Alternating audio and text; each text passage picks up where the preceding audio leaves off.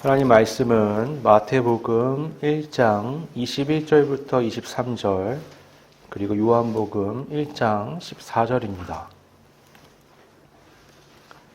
마태복음 1장 21절부터 23절 그리고 요한복음 1장 14절입니다. 먼저 마태복음 1장 21절부터 23절까지 봉독하겠습니다. 아들을 낳으리니 이름을 예수라 하라. 이는 그가 자기 백성을 그들의 죄에서 구원할 자이심이라 하니라. 이 모든 일이 된 것은 주께서 선지자로 하신 말씀을 이루려 하심이니 이르시되 보라 처녀가 잉태하여 아들을 낳을 것이요 그의 이름을 임마누엘이라 하리라 하셨으니 이를 번역한즉 하나님이 우리와 함께 계시다 함이라. 다음 요한복음 1장 14절입니다.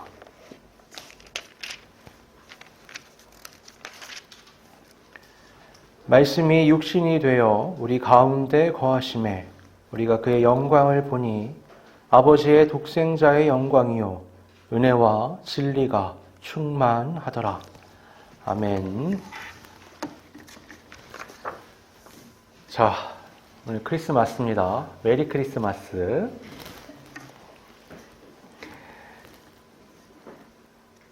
우리가 4주 동안 대림절 기간을 통해서 주의 오심에 대한 각 주별 주제들을 우리가 묵상을 해봤어요.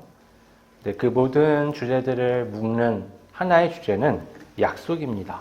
하나님께서 우리에게 그리스도의 오심을 약속하셨다는 것. 그 약속에 대한 우리의 어떤 신앙적 반응을 주제별로 살펴봤던 거예요. 지난주에 우리가 나눠봤던 얘기는 요셉의 고뇌가 들어있던 사건이었죠. 그가 고뇌하며 잠이 들었지만 하나님께서 천사를 통해 천사의 음성으로 신비로운 두 이름을 이게 확인시켜 주십니다. 하나는 예수, 또 하나는 임마누엘이었죠. 요셉은 이 두 이름을 믿음으로 받아들였어요. 그리고 차가운 밤과 같은 자기의 삶을 견뎌냈습니다. 그 이름은 지금 당장 나에게 하나님이 구원을 주시고 뭘 주신다라는 게 아니었어요. 그럴 거니 너는 아내를 받아들이고 아이를 낳아서 잘 키워야 된다라는 사명이었습니다. 그리스도인들이 많이 오해하는 것 중에 하나는 나는 가만히 있고 내가 그리스도 예수를 믿으면 하나님이 알아서 내 삶을 정리해 주시고 해결해 주시고 인도해 주실 거라는 믿음이에요. 그리고 뭐만 해요? 기도만 하죠. 기도만 열심히 합니다. 근데 그게 비나이다랑 뭐가 달라요? 똑같잖아요. 여러분 흥미로운 건 하나님은 그런 식으로 일하지 않으신다는 거예요. 하나님의 이 두 이름을 통해서 보면 하나님이 얼마나 적극적으로 우리가 살아가는 이 삶의 자리, 내가 있는 곳에 오시고 나를 바꾸셔서 내 삶의 자리를 바꾸며 구원해 가시는지를 확인할 수 있습니다. 그리고 그것은 성경 전체에 나오는 수많은 사람들에게 임하신 하나님의 구원과도 연결되어 있어요. 성경의 인물들 보세요. 누구 하나 가만히 있는데 하나님이 뭘 바꿔서 구원해 주시는 일이 없습니다. 그들의 삶은 고통과 고난, 늘 막막한 앞에 있는 수많은 난관들을 돌파하는 믿음의 여정이었어요. 그러니 우리에게 주님이 오셨고 우리에게 구원을 주셨다라는 것은 내가 가만히 있는데 하늘에서 방주가 내려온다가 아니라 이제 그 방주를 짓는 무던한 삶의 과정을 통해서 내가 구원의 길을 걸어가야 한다는 것을 알게 됐다는 거예요.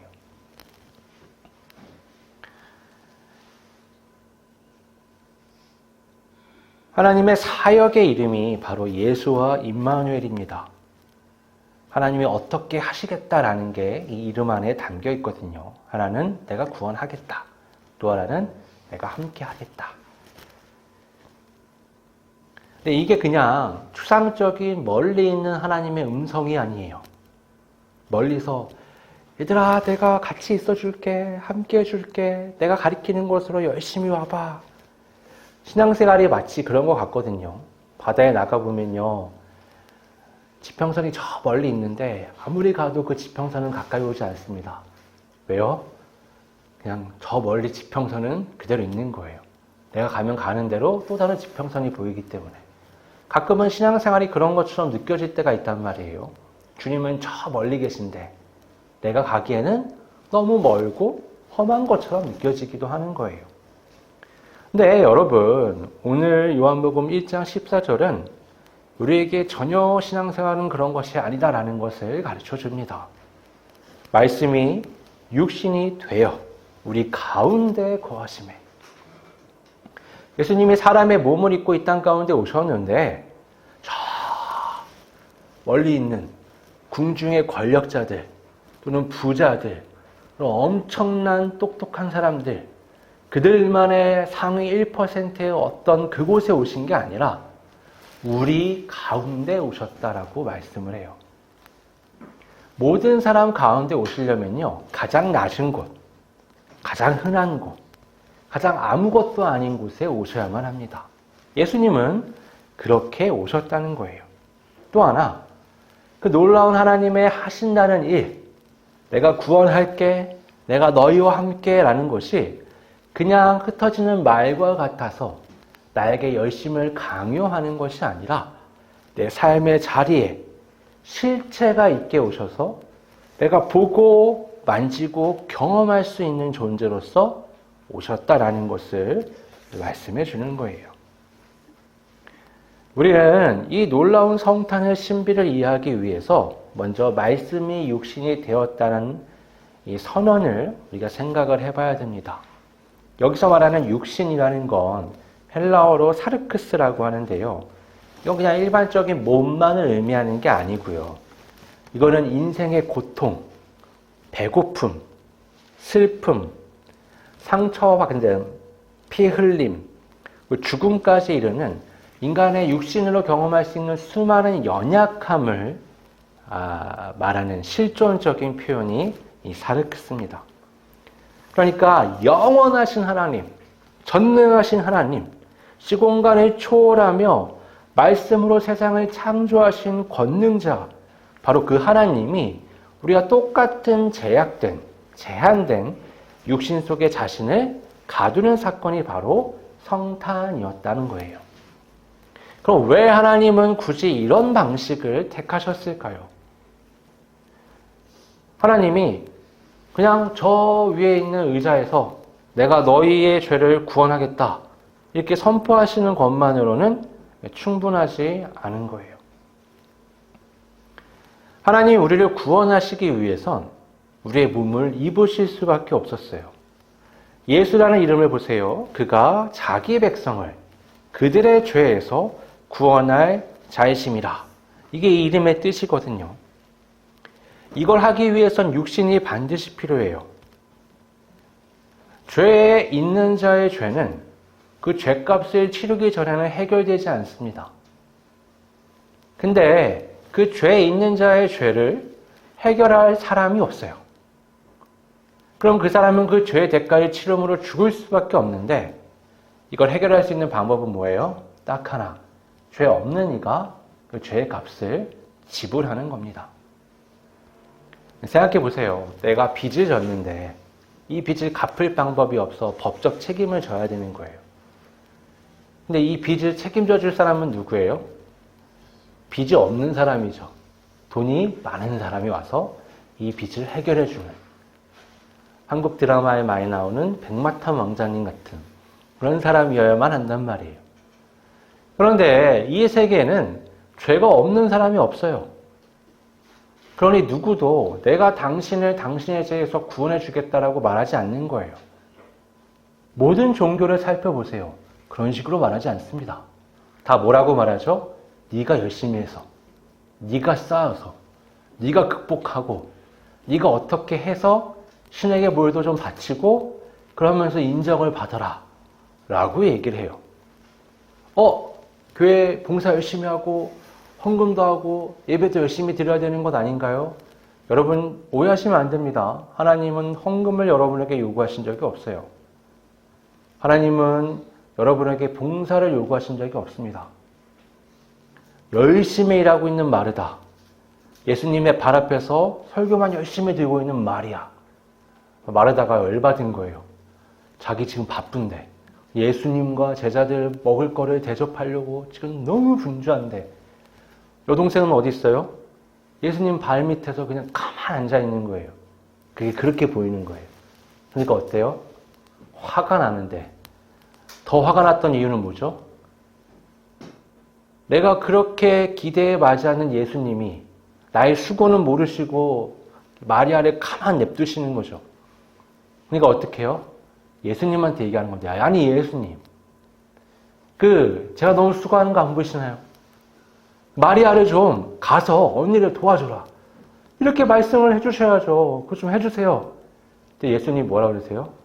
너는 너 좋은 거 하고 마리아는 마리아 좋은 거 해야지.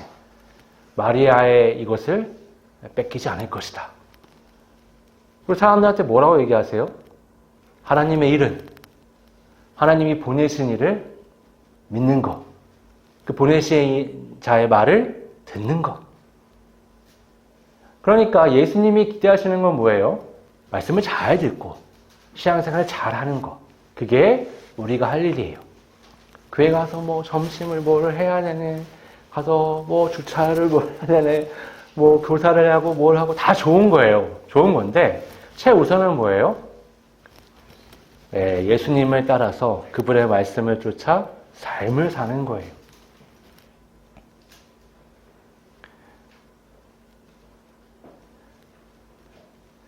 우리의 삶의 문제는요, 우리의 열심으로 해결되지 않아요. 우리가 뭘 한다고 바꿀 수 있는 게 아니에요. 그래서 예수님이 이 땅에 오셔서 예수님이 무언가를 하시고, 그래서 그 예수님을 믿고 예수님을 쫓아 삶을 살아가는 것. 그게 신앙인으로서 우리가 할 수 있는 겁니다. 그러니까 이 구원에 있어서 우리가 할 수 있는 영역은 굉장히 작다 못해 없는 거예요. 이건 마치 뭐랑 비슷한 거냐면요. 어린아이가 너무 장난감이 갖고 싶은데 장난감을 갖고 싶다는 표현밖에 하지 못해요. 장난감은 누가 사줄 수 있어요? 부모님이 사줄 수 있는 거죠. 부모님이 장난감을 사서 아이한테 주면 아이는 또 할 수 있는 건 뭐예요? 아빠 엄마 수고하셨네요. 얼마죠? 이거 아니잖아요. 그냥 애들은 뭐 이게 얼마인지 내가 뭘 해야 되는지 그런 게 없어요. 그냥 뭐 어떡하죠? 그냥 좋아하죠. 좋아하는 거예요. 그게 예배입니다. 하나님이 주신 구원에 감격해서 표현하는 거, 그게 예배예요. 그게 찬양이고 우리가 교회 와서 하는 모든 행위, 그게 다 거기에 들어있어요. 또 이웃사랑도 거기에 담겨있어요. 하나님이 주신 사랑을 나누는 거죠. 내가 부모님이 주신 이만한 많은 먹을 것들을 갖게 됐는데 그걸 나만 먹는다. 그건 부모님의 뜻이 아니죠. 형제들하고 같이 나눠 먹고 함께 즐거워하는 거예요. 우리가 봉사하는 이유, 우리가 헌금하는 이유, 우리가 하나님 앞에서 빛의 삶을 사는 세상 가운데에서 모든 관계 속에 참고 인내하며 기쁨으로 섬김의 삶을 사는 이유, 다 그런 것 때문이에요. 그래서 어린아이와 같지 않으면 천국에 들어갈 수 없다고 말씀하신 것. 어린아이와 같이 하나님 앞에서 받고 어린아이와 같이 하나님 앞에서 나누는 삶을 사는 것. 그런 낮은 마음과 내 생각과 감정, 고집을 버리고 하나님의 말씀을 쫓아 삶을 사는 것. 그것이 성탄의 날 주님을 바라보며 믿음으로 걸어갈 수 있는 삶의 자세인 거예요. 그게 왜 잘 안 되냐? 이게 커서 그래요. 내 생각, 내 고집, 나의 옳음, 이 모든 것들이 작동하면 하나님의 말씀이 안 들립니다. 아담이 한번 뱀의 말을 듣고서 하와죠. 하와가 한번 자기 고집과 생각, 정의가 생겨나니까 그 아담에게도 영향을 미치고 하나님과 대립하잖아요. 하나님은 하나님의 말씀을 하시는데 아담은 어때요? 내 주장을 하는 거죠. 그럼 기도가 이렇게 되는 거예요. 내가 일방적으로 하나님께 요구하게 되는 거죠. 여러분, 말씀을 듣는 게 하나님의 일이면 기도가 어떻게 돼야 될까요? 일단 말씀을 읽어야겠죠. 기억을 하던가. 말씀을 생각해 보는 거예요. 어떤 건 기쁨으로 받아들여지고, 어떤 건 믿음으로 받아들여지고, 어떤 건 잘 와닿지 않고, 어떤 건 잘 이해되지 않고, 어떤 건 잘 따르기가 어렵기도 해요. 그럼 그걸 가지고 기도하는 겁니다. 하나님 앞에. 그래서 어떻게 해요? 말씀을 잘 따를 수 있는 삶의 자세를 갖추도록 하나님께 도우심을 간구하는 거죠. 예수님이 무엇이든 구하라. 그러면 하늘아버지께서 너의 기도를 들어 응답하실 것이다 라고 말씀하실 때 그 앞에 뭐가 전제가 붙어요? 너희가 내 안에, 내 말이 너희 안에 있으면. 이게 뭐예요? 너희가 나하고 일치된 생각과 감정을 가지면. 아니, 그걸 하려면 누가 누구 보고 맞추라는 거예요? 내가 예수님께 맞추라는 거죠. 예수님이 내 안에 계시고 우리가 예수님 안에 있으려면, 예수님은 죄인과 함께 할 수 없으신데도 그걸 하기 위해서는 믿음의 과정이 반드시 필요하고, 그럼 믿음의 과정은 뭐예요? 죄인이 내가 잘못된 죄인임을 깨닫고 믿음으로 주님을 바라보는 과정이에요. 회개가 동반된다고요. 회개란 뭐라 그랬죠? 회개란 과거의 나를 버리는 거예요. 이전의 방식을 바꾸는 겁니다. 그러니 누가 누구한테 맞추는 거예요? 내가 예수님께 맞추는 거죠. 그래서 여러분, 이 구원은 내 삶의 자리에 깊이 오신 예수님께 내가 믿음으로 반응하며 바꿔가는 거예요. 우리는 이 믿음이 있기 때문에 굉장히 내가 많이 잘 믿는다라고 얘기하지만 항상 말씀드리죠. 햇빛이 비치는 곳으로 창을 내는 것. 그건 잘하는 거예요. 하지만 빛이 없으면 창을 내봤자 아무 소용이 없습니다.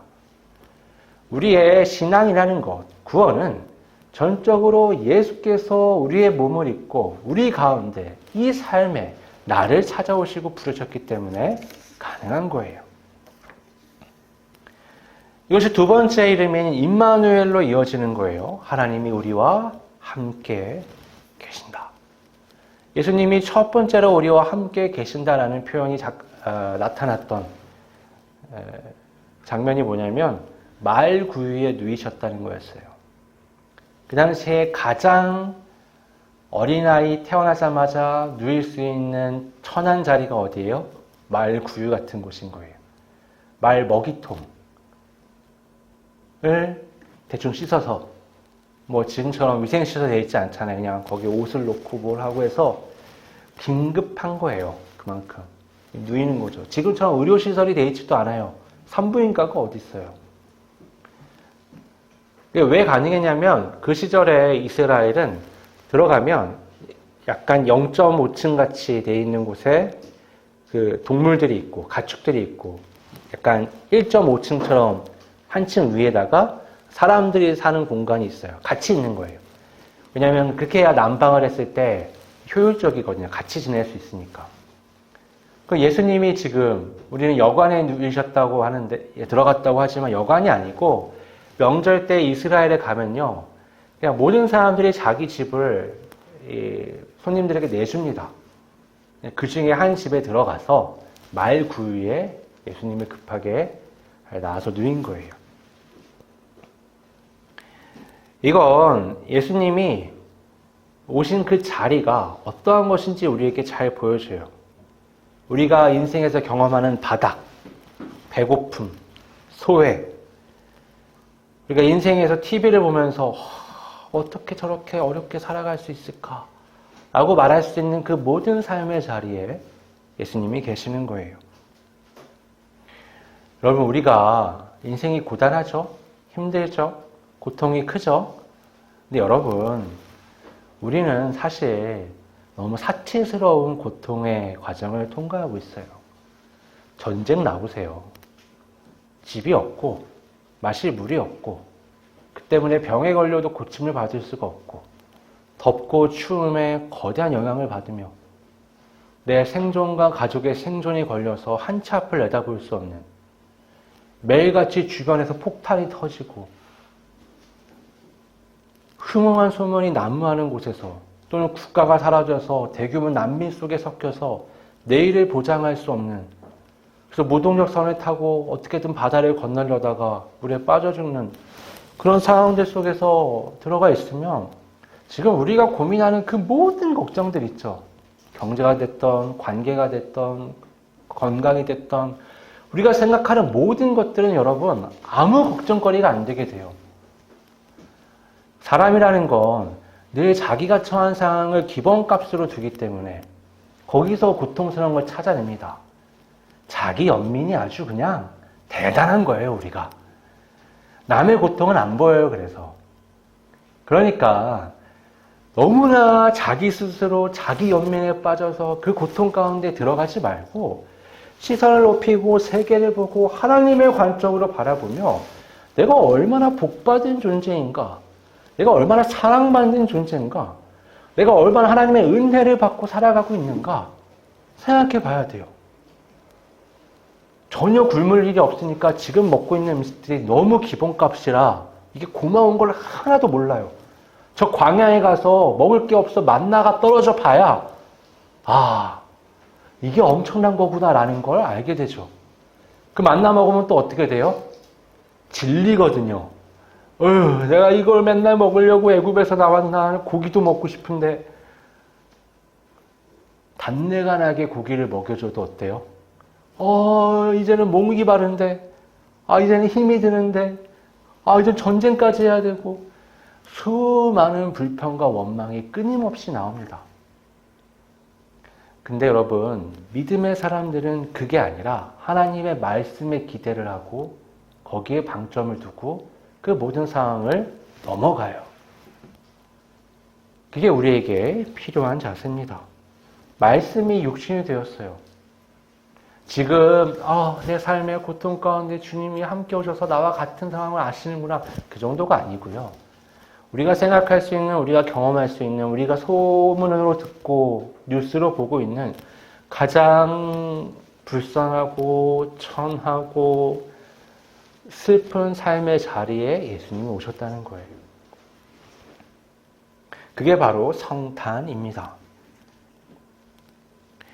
우리는 오늘 이름으로만 기억을 하던 그 예수님이 어떻게 육신이 되어 우리 가운데 오셨는지를 우리가 같이 살펴보고 있어요.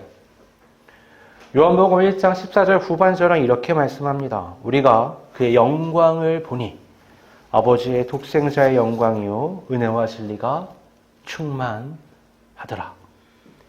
여러분, 이름만 부르던 자들은 이 영광을 경험할 수가 없어요. 볼 수가 없습니다. 실제로 오신 주님을 마주한 자들이 그분의 영광을 봐요. 이 요한복음 제자인 요한이 쓴 거잖아요. 예수님을 믿음으로 따르던 사람들은 그 놀라운 실체를 목격한 거예요. 예수님을 거부하고 따르지 않던 자들, 예수님이 이 땅 가운데 오심을 바라보지 못하던 자들, 그들은 그 영광을 체험하지 못했습니다. 여러분, 우리 삶 가운데 성육신하신 주님을 믿음의 눈으로 바라볼 때 우린 그 영광을 볼 수 있어요. 여러분, 그냥 우리의 마음 속에, 우리의 관념 속에 있는 예수가 아니라 우리 삶에 구체적으로 만져지는 예수를 경험할 수 있기를 소망합니다.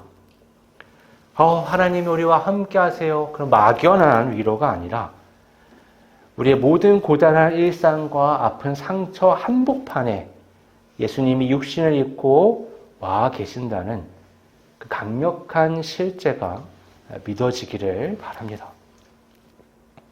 여러분, 12월 25일 성탄절은 하루의 절기로 끝나는 게 아닙니다.